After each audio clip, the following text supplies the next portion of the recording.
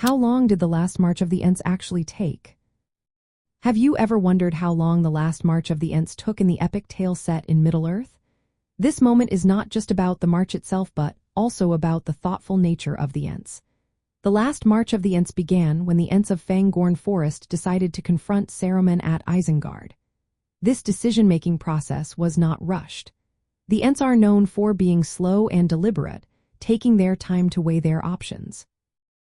Initially, the Ents spent about 2 or 3 days discussing their course of action. During this time, they carefully considered the destruction Saruman had caused to their beloved forest. Treebeard, one of the oldest Ents, mentioned that it would take a couple of days to decide what to do. This period of deliberation was crucial, as the Ents wanted to ensure that they were making the right choice. While the Ents were deciding, Merry and Pippin, 2 hobbits who had found themselves in Fangorn, stayed with Quickbeam, a younger Ent. Quickbeam had already made up his mind about the need to act, showing that not all Ents were as slow to decide. On the 3rd day, in the afternoon, the Ents finally began their march toward Isengard. This marked a significant moment, as they were stirred to action by the devastation Saruman had brought upon their home. The march was not just a simple journey, it was a powerful statement of nature's fury. The Ents moved with a great crash, bending trees as they advanced, symbolizing their determination and strength.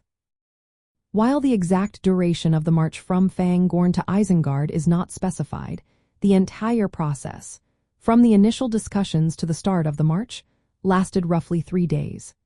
Treebeard even expressed the gravity of their decision, stating that it was likely they were heading toward their doom.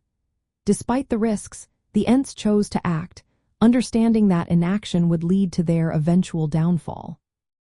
So, to answer the question, the last march of the Ents took about 3 days in total. 2 to 3 days were spent in thoughtful deliberation, and the march itself began on the 3rd day.